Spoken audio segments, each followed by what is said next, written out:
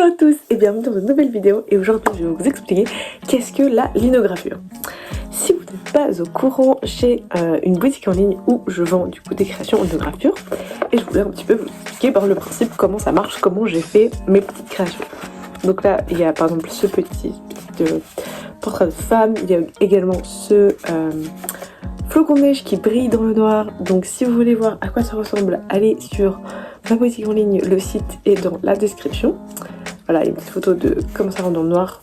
Donc voilà, après vous n'êtes pas obligé d'utiliser de la peinture fausse version. De toute façon, je vais vous montrer comment ça marche avec de la peinture normale, c'est tout à fait possible. Donc voilà, donc moi j'ai utilisé de la peinture pour tout ça, de la peinture acrylique. C'est pas mal. Après il existe aussi des encres spéciales linogravure, mais ça coûte plus cher, alors que vraiment l'acrylique on peut en trouver pour pas trop cher. Donc comment on fait ça, de la linogravure? Donc il faut avoir du lino. Alors moi j'ai de la chance, j'ai pu récupérer des plaques de lino parce que donc, là par exemple j'ai fait de petites femmes qui s'embrassent, voilà un portrait de femme et en fait c'est du lino, c'est vraiment du sol littéralement, c'est des chutes que j'ai récupérées de mes parents parce qu'ils ont mis du lino, enfin, voilà.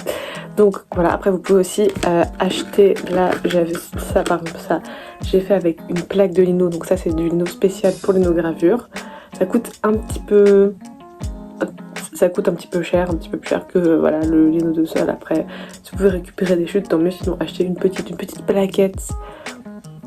J'essaierai de mettre les prix ici, voilà, regardez parce que je sais plus du tout, ça fait longtemps. Du coup ça rend ça, c'est un petit peu plus lisse, vous voyez, avec du coup du lino, plaque de lino, que linogravure c'est plus granuleux. Après je trouve que ça ne fait pas trop de différence parce que du coup ça effectivement c'était du lino de sol, hein.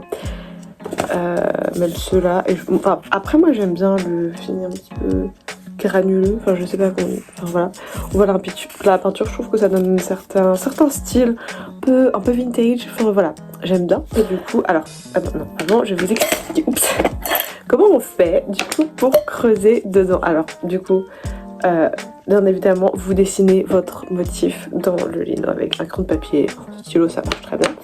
Et après du coup vous allez creuser, alors du coup il faut creuser sur les lignes et il faut bien penser quand vous dessinez votre motif de où est-ce que vous allez creuser. Bah par exemple, enfin ouais, les traits, est-ce que vous creusez sur les traits, pas les traits, parce que par exemple moi j'ai fait une bouche et du coup j'ai choisi de creuser toute la bouche. Mais du coup est-ce que vous faites un trait là, après vous creusez autour et au milieu. L'outil que moi j'utilise, donc c'est ça, je sais pas trop comment ça s'appelle exactement. Donc ça c'est le manche et là j'ai les différents embouts, je vais vous montrer dans cette petite. J'ai réussi à ouvrir la boîte, donc voilà un petit peu, il y en a plusieurs différents embouts. Donc moi généralement je prends le plus fin, il y a celui-ci qui est vraiment très fin, c'est juste une ligne, c'est pas le mieux, voilà. Parce que c'est vraiment juste une ligne, donc ça va pas trop marquer les traits. C'est un peu compliqué. Moi généralement enfin, voilà, je vous conseille de prendre le plus fin. Après ça dépend si vous voulez des traits gros, des traits fins. Vous prenez en fonction de ce que vous voulez faire. Et du coup on met comme ça. Voilà, donc ça fait à peu près comme ça. Voilà l'embout. Je sais pas si vous voyez. C'est un peu compliqué à montrer, mais l'embout est assez fin et donc tout simplement on prend et bah, bon, moi j'ai déjà creusé, mais on creuse là ensuite là. Comme ça. Il faut faire en plusieurs fois, hein. Ça va bloquer forcément parce qu'on enlève des bouts de lino, donc hop, il faut le faire. Après moi j'arrive à faire, là c'était moins galère à faire parce que c'était lisse. Vous voyez que j'ai fait d'un coup, j'ai pas parce que c'est plus lisse et voilà, c'est plus facile à travailler que là où c'est plus bas granuleux, donc ça peut un petit peu bloquer et on voit que mes traits sont moins précis, donc voilà. Donc il y a d'autres embouts que je vous montre. Là c'est hyper large, là c'est vraiment super large. On a un autre comme ça un petit peu plus entre les deux, entre lui et lui, donc voilà. J'ai différents embouts mais honnêtement je me sers quasiment que du tout fin. Parce que ça je trouve trop gros et déjà je trouve que ça fait quand même des traits, des espacements assez gros, enfin Voilà, après là, comme en plus là je voulais faire vraiment des toutes petites choses, fallait que ce soit très fin parce que sinon très gros ça aurait mangé la moitié du tampon. Donc voilà. J'ai de retrouver le prix de ça pour voilà, si vous voulez essayer acheter ça. Je vais vous montrer et vous allez voir. Du coup, je vais mettre de la peinture bleue sur ma petite palette.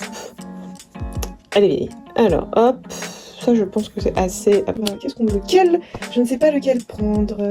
Lui. Allez, on va prendre Harry Potter, on va prendre Harry Potter. Donc, on prend notre pinceau. Voilà, donc moi j'ai pris un pinceau comme ça. On va peut-être prendre un pinceau un peu plus fin et du coup on en met sur là les parties. Il faut mettre plein, il faut en mettre beaucoup parce que sinon ça marche pas. Sinon ça va être, ça va pas se voir. En fait, juste être peu long là, vous avez mis de la peinture. Faut, par exemple là c'est trop fin, il faut que je reprenne de la peinture. Il faut vraiment qu'il y ait une couche assez importante comme ceci de peinture. Donc voilà, merde, et non. Bon, pas super, voilà. Faites attention, ne faites pas comme moi. Par contre, là, j'ai un peu mis, voilà, on étale. Et après, on va en rajouter. Et ensuite, on prend et on met sur la feuille. Et on appuie bien, beaucoup. Moi, bon là, c'est petit, mais j'avoue que quand les autres que j'ai fait avant, que je vous ai montré, je mets carrément devant un gros livre dessus pour bien appuyer. Voilà. Mais là, juste avec les mains, les doigts, ça suffit, pas besoin, si vous faites des petites choses. Alors, je vous donne. Je vais l'envers, bon, c'est pas grave. Mais du coup, ça donne ça à peu près, voilà. J'ai bien rendu. Vous pouvez faire en sorte de pas mettre de peinture dans les traits. Du coup, moi j'en ai mis, mais ça rend vachement bien. Et il est vraiment bien. Je suis plutôt contente. Et on va faire ça. La fleur en forme de cœur. Donc, on appuie bien. On met bien, voilà, comme un tampon, c'est vraiment comme un tampon. On appuie bien pour qu'il y ait pas mal d'encre, pour qu'il y ait de l'encre qui se mette. Mais je trouve qu'il faut plus appuyer que du tampon classique. En plus, comme c'est lisse, surtout celui-ci. Je montrerai après avec un granuleux, ça accroche mieux l'encre. En fait, je pense que si vous voulez faire un tampon, peut-être prenez plutôt du lino sol, et si vous voulez faire des choses plus artistiques, prenez du lino, pas de lino lisse. Ouais. Hop, voilà. Il y a bien de l'encre, surtout les pas, pardon, j'appuie quand même bien. Après, il y a moins besoin d'appuyer pour. Non, mon encre sèche, mais il y a besoin d'appuyer, voilà, tout simplement. Ah yes, des fois ça marche pas bien comme ça. Moi j'ai déjà eu des fois. Ça marche pas. Mais c'est vrai que la photo elle est pas très sèche. Voilà. Allez, on prend les deux petits gus, voilà, le granule qui s'embrasse. Les deux petits gus. Donc là, comme il est un peu gros, je vais faire un gus et après l'autre gus. Voilà. Je sais pas pourquoi j'appelle des gus, des garçons. Ah bah. Vous voyez, il faut vraiment appuyer parce qu'il y a que les cheveux où il y a de l'encre dessus. Donc on va faire en sorte que le visage aussi ait de l'encre. Enfin, bien appuyer. Ouais, ça marche. Là, il y en a moins de l'encre. On va voir. Je suis pas sûre, c'est. Ouais, faut vraiment faire avoir de l'encre bien. Elle est pas si sèche, hein, parce que j'ai de l'encre beaucoup plus sèche que ça, genre la rouge là. Voilà, enfin bref. On appuie bien. Il y a une petite odeur, cette encre sent l'odeur, vous ne la sentez pas, mais ça sent l'odeur. Donc hop, petite. Voilà, là il y en a bien. Je pense que ça devrait plutôt bien marcher. Alors, on va faire ça. Hop, non, on va le faire là, il y a une petite place. On appuie bien. Vous pouvez même vous mettre debout pour mettre tout votre poids dessus si vous voulez. Moi je me suis juste un petit peu redressée là. J'ai bien appuyé avec tous mes doigts. Ça marche moyen. Et ouais. Je vous montre. Voilà. Après vous pouvez toujours recommencer.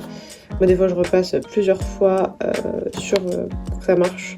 Donc voilà, là les joues, enfin l'arrière de la tête est pas très bien marqué. J'espère que cette petite explication et démonstration de l'anographie vous a plu.